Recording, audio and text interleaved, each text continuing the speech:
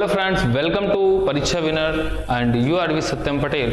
दोस्तों, आज की क्लास में हम लोग जो है ईवीएस के अंतर्गत वायुमंडल के बारे में पढ़ेंगे और इसके अंतर्गत हम लोग पढ़ेंगे कि जो वायुमंडल के संस्तर हैं, ठीक है, वायुमंडल को कितने संस्तरों में डिवाइड किया गया है और जो आपके संस्तर हैं उन संस्तरों की क्या क्या विशेषताएं हैं, इन सारी की सारी चीजों के बारे में हम लोग आज पढ़ने वाले हैं। जैसा कि आपको दिखाई दे रहा है कि आज का जो टॉपिक रहेगा वो क्या रहेगा, वायुमंडल क्या है। इसके बाद में वायुमंडल के जो आपके संस्तर हैं, जैसे आपको टोपोस्फीयर दिखाई दे रहा है, स्ट्रेटोस्फीयर आपको दिखाई दे रहा है, मीजोस्फीयर दिखाई दे रहा है, थर्मोस्फीयर आपको दिखाई दे रहा है और एक्सोस्फीयर आपको दिखाई दे रहा है। आज हम वायुमंडल के इन विभिन्न संस्तरों के बारे में चर्चा करने वाले हैं। तो चलिए,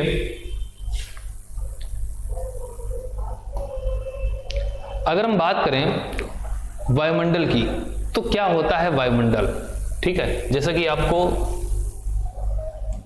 फ्रंट पे ही दिखाया गया कि उस पे लिखा है वायुमंडल क्या है।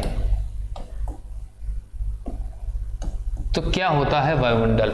देखो, वायुमंडल की अगर हम बात करें तो पृथ्वी के चारों ओर जो भी गैसेज हैं, जो भी गैसें पाई जाती हैं, ठीक है, इन सभी गैसों का जो समूह है वही हमारा क्या कहलाता है, वायुमंडल कहलाता है। यानी कि धरातल के ऊपर का जितना भी भाग है वो सारा का सारा किसके अंतर्गत आएगा, वायुमंडल के अंतर्गत आता है। तो अब हम बात करते हैं वायुमंडल में संगठन की, ठीक है।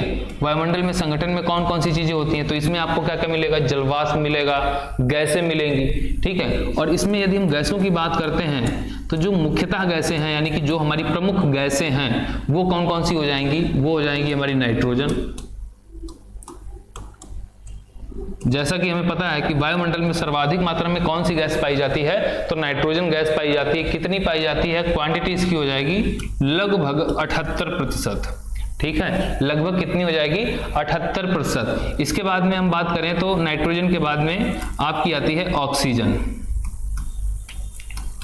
ऑक्सीजन गैस की यदि हम बात करें तो ये जो ऑक्सीजन गैस है, ऑक्सीजन गैस की मात्रा कितनी होती है, लगभग 21%, यानी कि 20.9% होती है, जिसको कि हम लोग लगभग में ऑन एवरेज हम लोग क्या मानते हैं कि 21% ऑक्सीजन की मात्रा होती है। अगर हम ऑर्गन की बात करें तो आर्गन की मात्रा कितनी होती है, 0.9%। इसी के साथ में यदि हम कार्बन डाइऑक्साइड की बात करें, कार्बन डाइऑक्साइड, तो कार्बन डाइऑक्साइड की मात्रा कितनी होती है, सभी लोग कमेंट करके बताएं, तो कितनी हो जाएगी, 0.3%, ठीक है। ये हमारी क्या है, ये वायुमंडल की हमारी मुख्य गैसें हैं, ठीक है, जो कि हमारे वायुमंडल में पाई जाती हैं। इसके बाद में यदि हम जलवाष्प की बात करें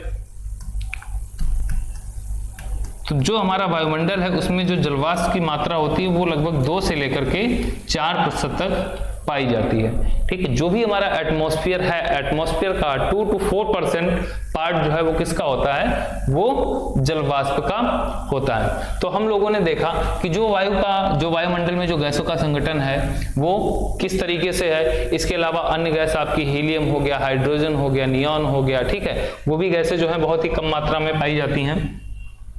अब हम बात करते हैं संगठन के साथ में इसके संस्तर की। तो जो वायुमंडल है, वायुमंडल के मुख्यतः कितने संस्तर हैं, तो मुख्यतः जो आपको संस्तर पढ़ने हैं वो कितने हैं, 5। सबसे पहले अगर हम बात करें तो सबसे पहले हमारा कौन सा आता है, क्षोभ मंडल आता है। जो पहला संस्तर आता है वो कौन सा आता है, क्षोभ मंडल आता है। दूसरे नंबर पे जो आएगा वो आएगा समताप मंडल, समताप मंडल। तीसरे नंबर पे जो हमारा आता है उसे हम बोलते हैं मध्य मंडल। इसके बाद में फिर हमारा आता है आयन मंडल। चौथा जो मंडल है उसका नाम है आयन मंडल। और फिर उसके बाद में हमारा 5वां मंडल आता है जिसको कि हम लोग बहिर्मंडल के नाम से जानते हैं। तो इस तरीके से जो है हमारे वायुमंडल के कुल कितने संस्तर हैं, तो 5 संस्तर हैं। पृथ्वी से सटा हुआ कौन सा है, क्षोभ मंडल, फिर थोड़ी दूर पर कौन है, समताप मंडल, उससे दूर मध्य मंडल, उससे भी अधिक दूर आयन मंडल, और सबसे दूर हमारा कौन सा हो जाएगा, वो हो जाएगा हमारा बहिर्मंडल। तो इसमें से सबसे पहले जो हम लोगों का आज का जो सबसे पहले स्टार्ट करेंगे वो हम लोग स्टार्ट करेंगे क्षोभ मंडल से, ठीक है। तो हेडिंग सभी लोग डाल लेंगे ट्रोपोस्फियर या क्षोभ मंडल। ठीक है, देखिए क्षोभ मंडल होता क्या है। अगर हम पृथ्वी के धरातल की बात करें, ठीक है, तो ये हमारी क्या हो गई, पृथ्वी हो गई। इसी पृथ्वी पे क्या है, ये हमारे पेड़ पौधे पाए जाते हैं। ठीक है, यहीं पे क्या है, जीव जंतु भी आपके पाए जाएंगे। ठीक है,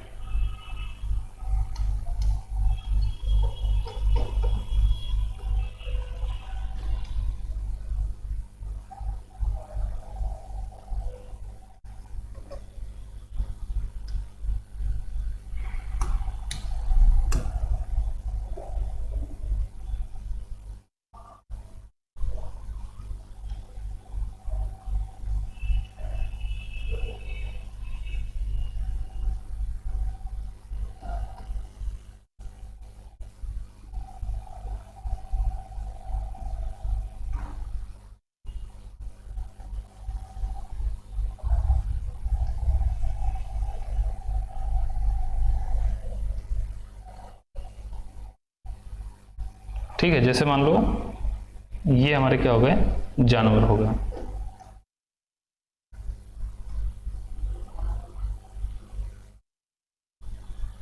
ठीक है, यहीं पे आपका क्या हो जाएगा, मनुष्य हो जाएगा।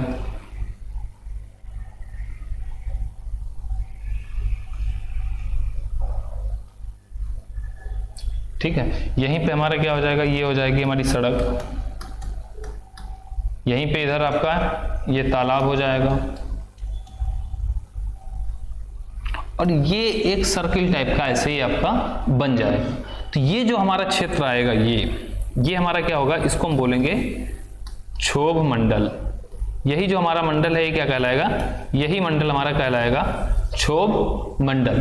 ठीक है, अब देखो क्षोभ मंडल में होता क्या क्या है। अगर हम क्षोभ मंडल की विशेषताओं की बात करें तो आपने देखा होगा, ये हमारी है पृथ्वी, यहां पर हमारा क्या है, उत्तरी ध्रुव, और यहां पे क्या है हमारा दक्षिणी ध्रुव। ठीक है, अगर हम इसकी बात करें तो ये जो क्षोभ मंडल है ये कुछ इस तरीके से फैला हुआ है।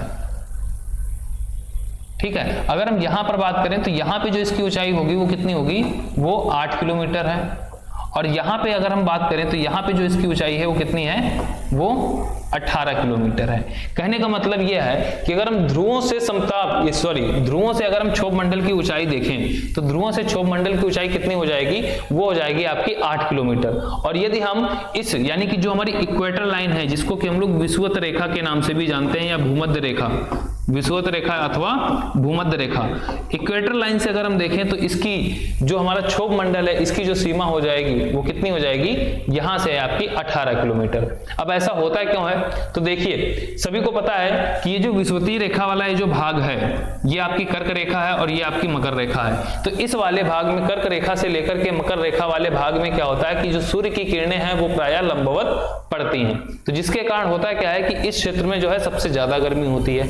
अब जब गर्मी यहाँ पे अधिक होगी तो जो गैसें होंगी वो क्या होंगी, गैसों का भी टेम्परेचर बढ़ेगा। और हमें पता है कि जब टेम्परेचर गैसों का बढ़ता है तो फिर वो कैसी होती हैं, वो प्रायः हल्की होती जाती हैं और वो क्या करती हैं, वो ऊपर की ओर बढ़ती हैं। जब वो ऊपर की ओर बढ़ेंगी तो इनके बीच का जो गैप है वो काफी ज्यादा हो जाता है। इसीलिए यहाँ पर क्या होती है कि गैसें हल्की हो जाने के कारण या अधिक गर्मी पड़ने के कारण ये जो क्षोभ मंडल है इसकी जो ऊंचाई है वो थोड़ी ज्यादा होती है। जबकि ध्रुवीय प्रदेशों की बात करें या जब हम ध्रुवों की बात करते हैं तो यहाँ पे सूर्य का प्रकाश पड़ नहीं पाता है, जिसके कारण यहाँ पे क्या होती है, ठंड होती है। और जब ठंड होगी तो यहाँ पे जो गैसें पाई जाएंगी वो कैसी गैसें होंगी, वो ठंडी गैसें होंगी। और जो ठंडी गैसें होंगी उसमें ह्यूमिडिटी की मात्रा अधिक होगी, यानी कि नमी की मात्रा अधिक होगी। तो अधिक आर्द्रता के कारण क्या होगा कि यहाँ की जो गैसें हैं वो थोड़ी सी भारी होंगी और जिसके कारण वो क्या होंगी, वो जो है ध्रुवों के पास में ही होंगी। इसलिए यहाँ पे जो उनकी ऊंचाई है वो प्रायः कम होती है और विषुवत रेखा पे जो ऊंचाई है वो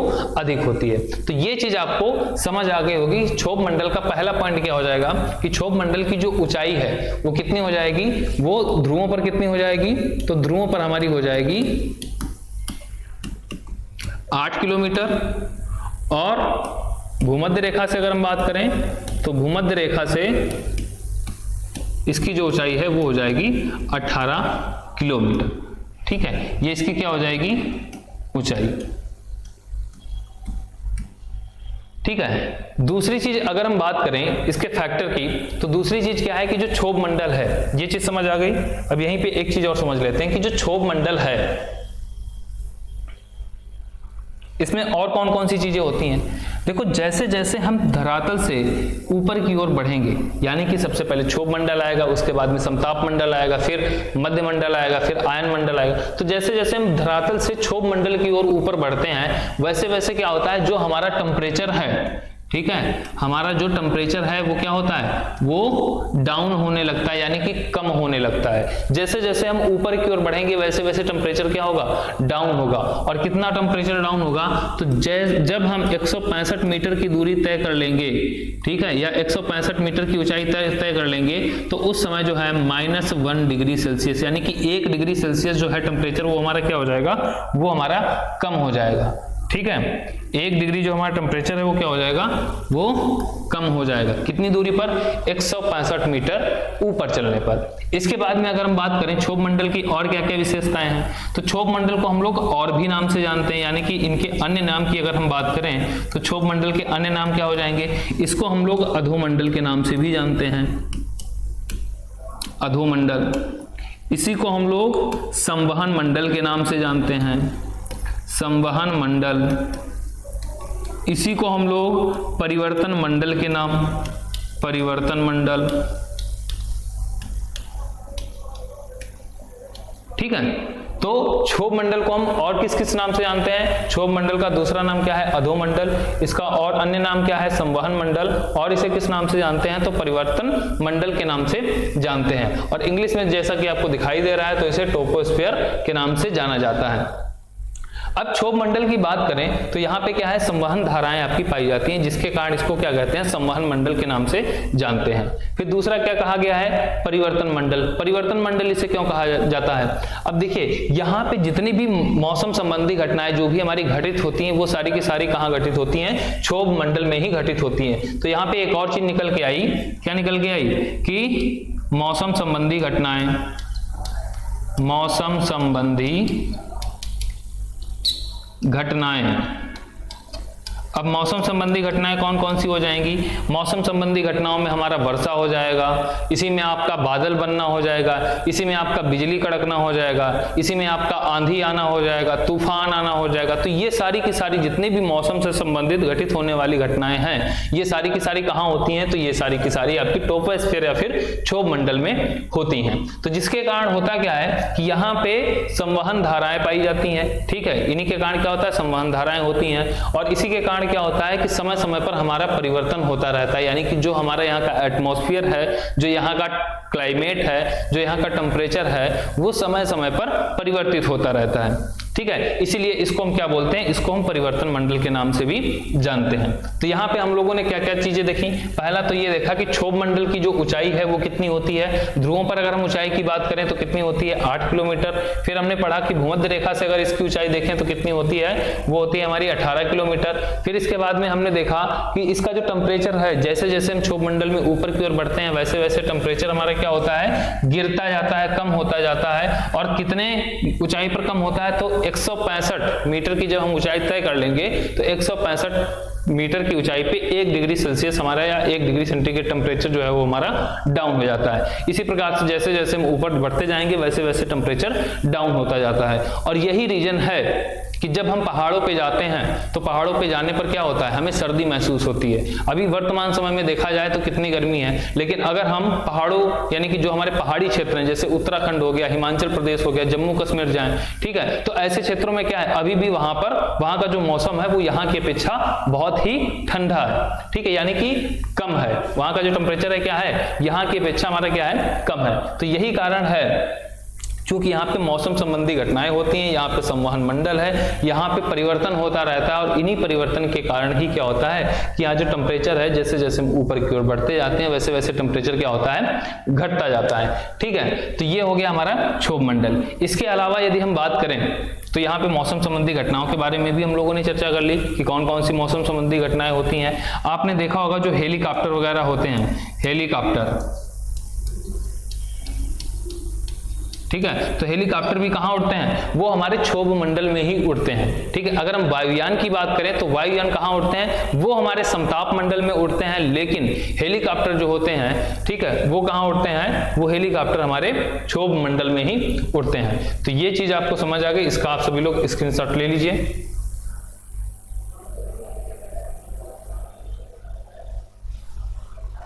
चलिए, इसके बाद में फिर अगला आता है हमारा समताप मंडल। ठीक है। अगर हम समताप मंडल की ऊंचाई की बात करें तो समताप मंडल की ऊंचाई हमारी क्या हो जाएगी, जैसे ये हो गया हमारा पृथ्वी, ये क्या हो गई, पृथ्वी हो गई। अब पृथ्वी से ये जो हमारा बनेगा, ये पहला हमारा बन गया क्षोभ मंडल। अब क्षोभ मंडल के बाद में अगला क्या आएगा, अगला जो आएगा ये आएगा हमारा समताप मंडल।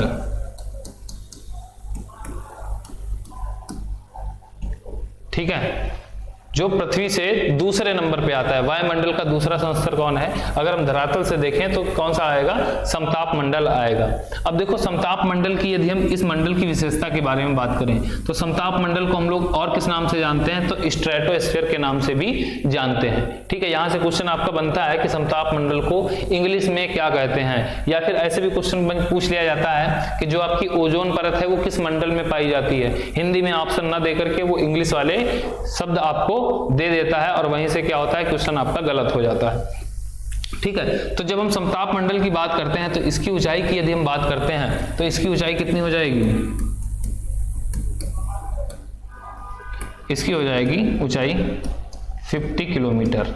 ठीक है। 8 से 50 किलोमीटर, और इधर कितनी हो जाएगी, 18 से 50। चूंकि ये हम लोगों ने पढ़ी थी, ये कितनी है, ये 8 किलोमीटर पढ़ी थी, और ये वाली कितनी पढ़ी थी, ये पढ़ी थी 18। तो यहां से हो जाएगी ये 18 से 50 और ये हो जाएगी 8 से 50। तो यहाँ पे एक चीज देखो कि ये जो दूरी है, ये दूरी क्या है, कम है, और ये दूरी क्या हो जाएगी, अधिक हो जाएगी। तो ये पूछा जाता है कि समताप मंडल में कहां पर, या समताप मंडल जो हमारा परत है वो कहां पर मोटी होती है और कहां पर पतली होती है। तो ध्रुवों पर प्रायः ये जो है ये मोटी होती है, और विषुवत रेखा के सीध में क्या होती है, ये पतली होती है। तो यहाँ पे एक ये पॉइंट बन जाएगा कि इस मंडल में,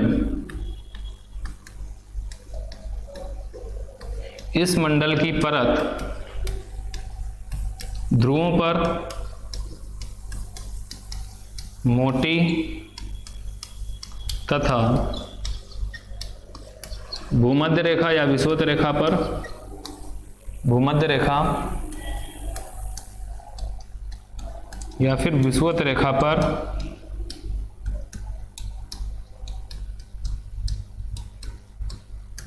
पतली होती है।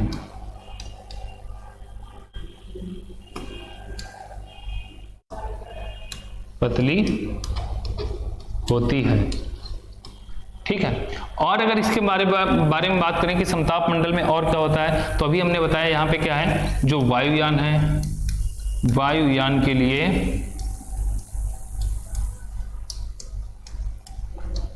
उपर्युक्त मंडल माना जाता है।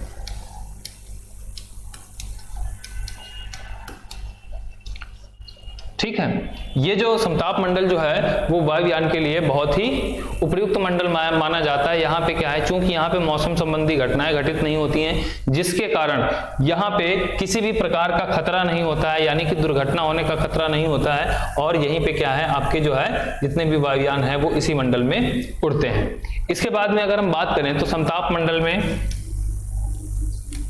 ओजोन परत, ओजोन परत पाई जाती है, ओजोन परत पाई जाती है। ठीक है। ओजोन परत वायुमंडल के किस संस्तर में पाई जाती है, तो समताप मंडल में पाई जाती है। ओजोन परत की यदि हम मोटाई की बात करें तो कितनी होती है, लगभग 15 से 25 किलोमीटर मान के चलिए। ठीक है, 15 से 25 किलोमीटर तक इसकी मोटाई होती है।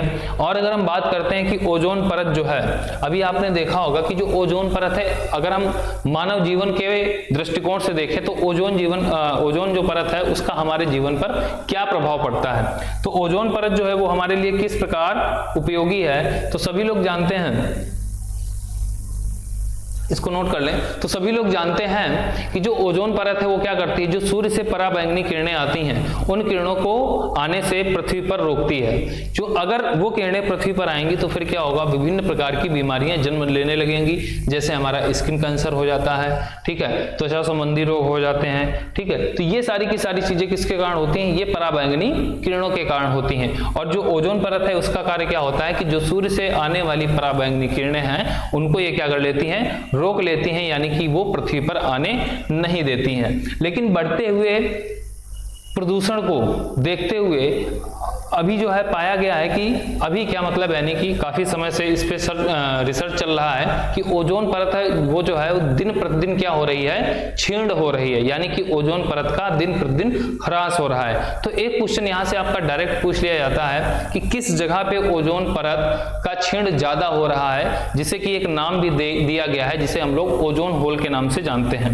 तो अगर हम बात करते हैं कि ओजोन होल कहां पाया जाता है, तो आपने नाम सुना होगा अंटार्कटिका या अंटार्कटिका, ठीक है। अंटार्कटिका पर क्या है कि यहां पर ओजोन होल देखने को मिलता है, ओजोन होल। यहाँ पे क्या है, यहाँ पे जो ओजोन परत है वो क्या है, वो पतली हो गई है, यहाँ पे इसका जो है ह्रास बहुत ही तीव्रता से हो रहा है, ठीक है। तो ये क्वेश्चन आपका पूछा जाता है कि ओजोन होल कहां पर पाया गया या कहां पर देखा गया, तो ये कहां पर देखा गया था, अंटार्कटिका पे देखा गया था। तो इसका स्क्रीनशॉट ले लीजिए। अब इसके बाद में बात करते हैं कि जो हमारा ओजोन परत है, ठीक है, हमने ये जान लिया कि ओजोन परत किस तरीके से हमारे लिए लाभदायक है। इसी ओजोन परत के बचाव के लिए एक प्रोटोकॉल चलाया गया था जिसे हम लोग मॉन्ट्रियल प्रोटोकॉल के नाम से जानते हैं, मॉन्ट्रियल प्रोटोकॉल। क्वेश्चन पूछा जाता है कि मॉन्ट्रियल प्रोटोकॉल किससे संबंधित है, तो मॉन्ट्रियल प्रोटोकॉल ओजोन परत के संरक्षण से संबंधित है, ओजोन परत के संरक्षण से संबंधित है। और अगर हम समताप मंडल की विशेषता की बात करें तो समताप मंडल की और क्या विशेषता हो जाएगी कि यहां पर तापमान प्रायः सामान्य रहता है, ठीक है। सामान्य रहने का तात्पर्य क्या है, मतलब जिस हिसाब से हम लोग देख रहे थे कि क्षोभ मंडल में जैसे जैसे हम लोग ऊपर बढ़ रहे थे वैसे वैसे क्या होता था कि टेम्परेचर जो है वो हमारा डाउन होता जाता था। लेकिन यहाँ पे उतना ज्यादा टेम्परेचर का जो गिरावट हो रही है, उतनी ज्यादा गिरावट यहाँ पे देखने को नहीं मिलती है। इसके बाद में अगर हम बात करें समताप मंडल की, तो यहाँ पे जो हमने पढ़ा कि जो ओजोन परत है, तो ओजोन परत को सबसे ज्यादा जो हानि पहुंचाने वाली गैस है वो कौन सी है, कौन सी गैस ओजोन परत को हानि पहुंचा रही है, तो आपने नाम सुना होगा CFC, जिसको कि हम लोग क्लोरोफ्लोरोकार्बन के नाम से भी जानते हैं। इसका फुल फॉर्म भी पूछा गया है, ठीक है। तो इसका फुल फॉर्म क्या होता है, क्लोरोफ्लोरोकार्बन,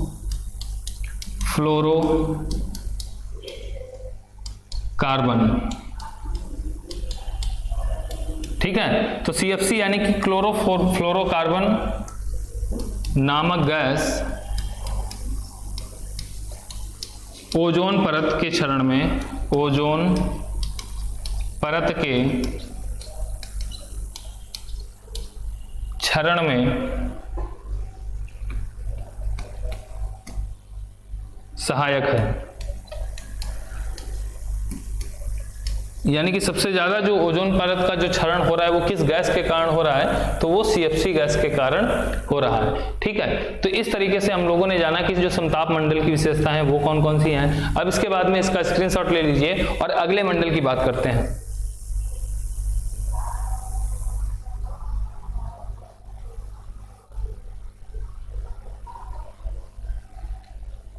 अगला मंडल हमारा आता है मीजोस्फीयर या मध्य मंडल। मध्य मंडल की यदि हम ऊंचाई की बात करें तो इसकी ऊंचाई कितनी होती है, तो इसकी ऊंचाई होगी आपकी 50 किलोमीटर से लेकर के 80 किलोमीटर। ठीक है, इसकी ऊंचाई कितनी हो जाएगी, 50 किलोमीटर से लेकर के 80 किलोमीटर। और अगर हम मध्य मंडल की विशेषता की बात करें तो इस मध्य मंडल की और क्या विशेषता होती है कि इस संस्तर का तापमान लगभग माइनस का 100 डिग्री सेल्सियस तक हो जाता है या रहता है। ठीक है, हमारे वायुमंडल में जो 5 संस्तर हैं, उस 5 संस्तर में जो सबसे कम तापमान वाला संस्तर है वो कौन सा है, वो मध्य मंडल है, यानी कि मीजोस्फीयर है। इसलिए इस यहां से भी क्वेश्चन पूछा जाता है कि हमारे वायुमंडल का कौन सा संस्तर सबसे ठंडा रहता है, तो इसका आंसर क्या हो जाएगा, मध्य मंडल। ठीक है, जब इसका टेम्परेचर लगभग 100 डिग्री सेल्सियस तक रहेगा तो फिर इससे क्या हो जाएगा, यह संस्तर वायुमंडल का सबसे ठंडा संस्तर है। ठीक है, इसके बाद में जैसे जैसे हम ऊपर की ओर बढ़ते जाते हैं, यानी कि मध्य मंडल से ऊपर जो हमारा आयन मंडल है, जब हम आयन मंडल में पहुंचते हैं तो धीरे धीरे क्या होता है कि इसका टेम्परेचर भी बढ़ने लगता है। ठीक है, आयन मंडल की तरफ इसका क्या होता है, टेम्परेचर बढ़ने लगता है। और मध्य मंडल की अगर हम बात करें तो यहाँ पे आपके उल्का एवं उल्काश्म, ठीक है, उल्का पिंड और उल्काश्म पिंड जो है यहां देखने को मिलते हैं, पाए जाते हैं। अब देखो, आपने जब सौर मंडल जब आप पढ़ेंगे तो वहां पे आप ग्रहों के बारे में पढ़ेंगे। ठीक है, तो ग्रहों को जो है मुख्यतः 2 भागों में डिवाइड किया गया है, एक तो आंतरिक ग्रह और दूसरे बाह्य ग्रह। 4 ग्रहों को आंतरिक ग्रहों की श्रेणी में रखा गया है, जिसमें आपका सबसे पहले हो जाएगा शनि, फिर आपका है शुक्र, सबसे पहले हो जाएगा आपका बुध, उसके बाद में फिर है आपका शुक्र, उसके बाद में फिर आपका पृथ्वी आता है और फिर मंगल आता है। ये 4 ऐसे ग्रह हैं जिनको हम लोग आंतरिक ग्रह की श्रेणी में रखते हैं। इसके बाद में फिर आपका बृहस्पति हो जाएगा, शनि हो जाएगा, अरुण हो जाएगा, वरुण हो जाएगा। ये 4 ऐसे ग्रह हैं जिसको हम लोग बाह्य श्रेणी में रखते हैं। तो जो हमारा आंतरिक ग्रह का जो सबसे अंतिम ग्रह है वो हमारा है मंगल, और जो बाह्य ग्रह का सबसे प्रथम जो ग्रह है वो है हमारा बृहस्पति। अब मंगल और बृहस्पति के बीच में गैप भी बहुत ज्यादा पाया जाता है, और इसी गैप में क्या है, क्षुद्र ग्रह पाए जाते हैं। बहुत सारे क्षुद्र ग्रह जो है वो मंगल और बृहस्पति के बीच में पाए जाते हैं, इसलिए इसके बीच के स्थान को हम लोग क्षुद्र पेटी के नाम से भी या क्षुद्र ग्रह पेटी के नाम से भी जानते हैं। अब होता क्या है, चूंकि जितने भी हमारे ग्रह हैं उन सबके पास अपना अपना ग्रेविटेशनल फोर्स होता है, और मंगल के जस्ट पड़ोस में हमारी पृथ्वी है, ग्रह है जिसका नाम है पृथ्वी। अब होता क्या है कि मंगल जो है वो अपने गुरुत्वाकर्षण बल के कारण ये जितने भी क्षुद्र ग्रह हैं उनको अपनी ओर आकर्षित करता है। और हम ये भी जानते हैं कि जितने भी ग्रह हैं वो सारे के सारे ग्रह क्या करते हैं, अपनी धुरी पर रहने के साथ साथ वो कक्षा में भी वो चक्कर लगाते हैं। अब कभी कभी ऐसा होता है कि यहां से मंगल ग्रह के गुरुत्वाकर्षण के कारण यहां से क्षुद्र ग्रह इसकी ओर बढ़ने लगे, और हुआ क्या कि मंगल ग्रह अपनी वृत्तीय गति के कारण ये आगे चला गया, और ये क्षुद्र ग्रह सीधे आकर के कहां आ गए, ये पृथ्वी की तरफ सीधे आ गए। चूंकि कोई भी ग्रह है वो 2 प्रकार की गतियां करता है, एक तो आपकी घूर्णन गति, दूसरा वृत्तीय गति। अब वृत्तीय गति के कारण मंगल ग्रह आगे चला जाता है और पृथ्वी जो है वो इस क्षुद्र ग्रह के सामने आ जाती है। जब ये सामने आएगी तो पृथ्वी के पास भी अपना गुरुत्वाकर्षण बल है। अब इसी गुरुत्वाकर्षण बल के कारण ये जितने भी पिंड हैं वो किधर की ओर आते हैं, वो पृथ्वी की ओर आते हैं, और पृथ्वी की ओर आने पर वो जैसे ही मध्य मंडल में प्रवेश करते हैं वैसे ही क्या होता है, घर्षण बल के कारण उनमें क्या होता है, उनमें ऊर्जा उत्पन्न हो जाती है, और उसी रगड़ के कारण वो जो है जलने लगते हैं। कुछ ऐसे यानी कि कुछ जो छोटे पिंड होते हैं वो जब पृथ्वी के धरातल पर आते हैं तब तक वो क्या हो जाते हैं, वो पूर्ण रूप से जल जाते हैं। और जो बड़े पिंड होते हैं वो क्या होते हैं, कभी कभार वो पूर्ण रूप से नहीं जल पाते और वो पृथ्वी से आकर के टकरा जाते हैं, जिससे किसका निर्माण होता है, तो विभिन्न प्रकार की झीलों का भी निर्माण होता है। जैसे लोनार झील है, इसका एक एग्जाम्पल है, ठीक है, जो कि उल्का पिंड के गिरने से ही इस झील का निर्माण हुआ था। तो इस तरीके से क्या है कि जो ये उल्का एवं उल्का पिंड हैं, ये हमारे मध्य मंडल में जैसे ही प्रवेश करते हैं वो घर्षण बल के कारण क्या होते हैं, वो जलने लगते हैं, जिसको हम लोग टूटता हुआ तारा भी कहते हैं। सभी लोग देखते हैं ना, रात को कभी कभी हमें ऐसी चीज दिखाई देती है जो अचानक से आती है और जलती हुई प्रतीत होती है और अपने आप गायब हो जाती है, वो सब क्या होते हैं, उल्का पिंड ही होते हैं। तो इस तरीके से हम लोगों ने मध्य मंडल को भी समझा, इसका भी स्क्रीनशॉट ले लीजिए। और इसके बाद में हम लोग बात करेंगे मध्य मंडल के बाद में जो अगला मंडल आता है वो हमारा आता है आयन मंडल। और हम लोग अब बात करने वाले हैं किस मंडल की, आयन मंडल की। तो अगला जो हमारा मंडल है वो कौन सा है, वो है आयनोस्फीयर या आयन मंडल। देखो आयन मंडल में जैसे कि नाम से ही प्रतीत हो रहा है कि यहाँ पे क्या होता है, आयनीकरण होता है।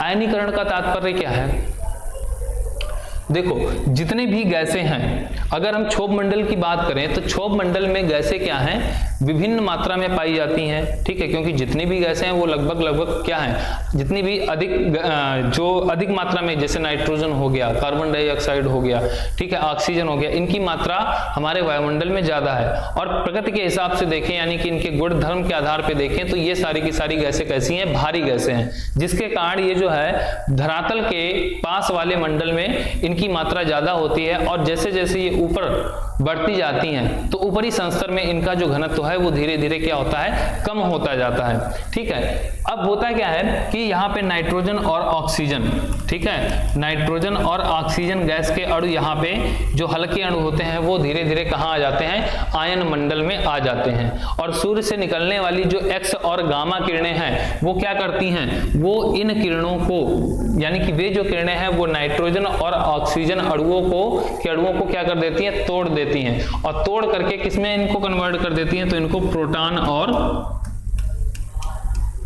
इलेक्ट्रॉन में कन्वर्ट कर देती हैं, ठीक है, किसमें कन्वर्ट कर देती हैं, प्रोटॉन और इलेक्ट्रॉन। प्रोटॉन और इलेक्ट्रॉन में जब ये कन्वर्ट हो जाते हैं तो प्रोटॉन क्या होते हैं, प्रोटॉन तो हमारे आयन मंडल में ही रह जाते हैं, ठीक है, लेकिन इलेक्ट्रॉन क्या होते हैं, इलेक्ट्रॉन वो हमारे किसमें पहुंच जाते हैं, बहिर्मंडल में पहुंच जाते हैं। तो इस तरीके से क्या होता है, ये होता है आयनीकरण। इसको हम क्या बोलते हैं, इसको हम बोलते हैं आयनीकरण। क्वेश्चन पूछा जाता है कि आयनीकरण की प्रक्रिया वायुमंडल के किस संस्तर में होती है, तो आयन मंडल में होती है। आयनीकरण होता क्या है, तो हमने बताया कि जो सूर्य से आने वाली पराबैंगनी किरणें हैं, सॉरी जो एक्स और गामा किरणें हैं, ठीक है, एक्स और गामा किरणें ये क्या करती हैं, ये नाइट्रोजन और ऑक्सीजन अणुओं के साथ मिलती हैं और उनको तोड़ करके इलेक्ट्रॉन और प्रोटॉन के रूप में इलेक्ट्रॉन और प्रोटॉन के रूप में उनको क्या कर देती हैं, कन्वर्ट कर देती हैं, ठीक है, जिसके कारण जो प्रोटॉन है वो तो हमारे आयन मंडल में ही रह जाता है, ठीक है, और इलेक्ट्रॉन क्या होता है,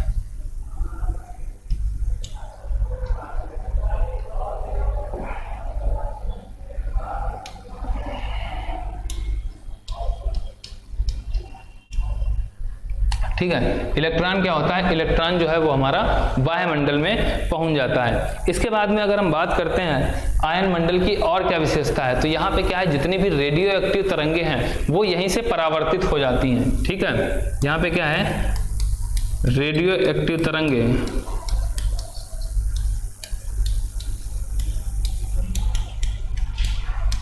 परावर्तित हो जाती हैं।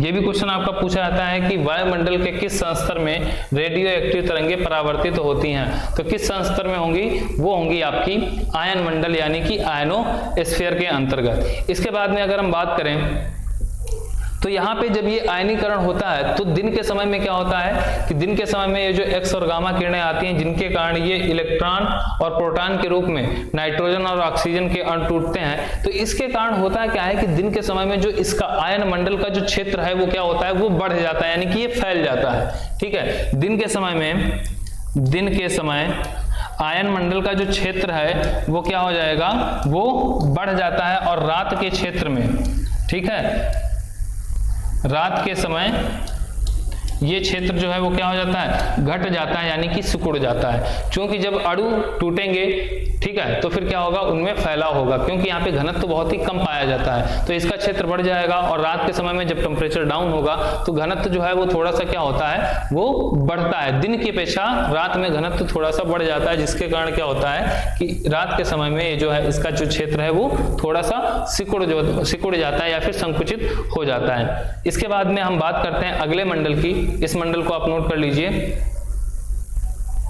और अगला मंडल हमारा आता है जो कि हमारे वायुमंडल का सबसे अंतिम मंडल है, जिसे कि हम बहिर्मंडल या एक्सोस्फीयर के नाम से जानते हैं।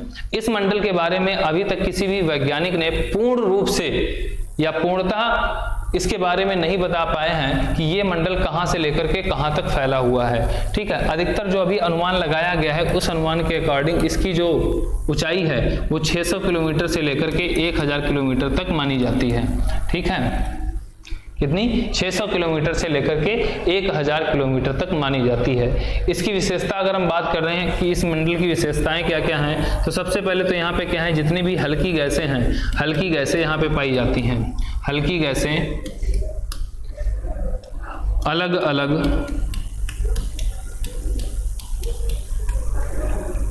परतों में पाई जाती हैं, परतों में पाई जाती हैं। देखो क्षोभ मंडल में हमने पढ़ा था कि क्षोभ मंडल में क्या होता है कि जितनी भी गैसें थी वो सारी की सारी क्या मिश्रित रूप में पाई जाती थी, लेकिन यहाँ पे क्या है, यहाँ पे जितनी भी गैसें हैं वो सब क्या है, अलग अलग परतों में विद्यमान है। इसके अलावा जितने भी हमारे मौसम संबंधी उपग्रह होते हैं, ठीक है, वो क्या करते हैं, वो पृथ्वी की परिक्रमा करते हैं और मौसम संबंधी जानकारी हमें प्रदान करते हैं। तो जितने भी हमारे उपग्रह होते हैं, उपग्रह, उनको भी कहाँ स्थापित किया जाता है, उनको बहिर्मंडल में स्थापित किया जाता है, ताकि वो पृथ्वी पर होने वाली जितनी भी एक्टिविटीज हो रही हैं उन एक्टिविटीज के बारे में हमें जानकारी दे सकें, ठीक है। तो इस तरीके से यहाँ पे हमें इस मंडल से क्या होता है, मौसम संबंधी घटनाओं की जानकारी प्राप्त होती है। तो आज हम लोगों ने जो है वायुमंडल को पूरा कंप्लीट तरीके से पढ़ा, उसके बारे में जाना कि वहाँ पे कौन कौन सी गैसें पाई जाती हैं और उन गैसों की मात्रा कितनी है। इसी के साथ में हम लोगों ने इनके विभिन्न संस्तरों के बारे में भी चर्चा की कि कौन कौन से संस्तर हैं और किस संस्तर की क्या विशेषता है। अगर इस टॉपिक से रिलेटेड अभी भी अगर आपका कोई भी डाउट है तो आप कमेंट करके जरूर बताएं, और जो लोग नए इस चैनल से जुड़े हुए हैं वो लोग इस चैनल को सब्सक्राइब कर लें और बेल आइकन को जरूर प्रेस करें, ताकि आगे आने वाली जितनी भी वीडियो हैं उनका नोटिफिकेशन आपको समय से मिल सके। आज के लिए इतना ही, धन्यवाद।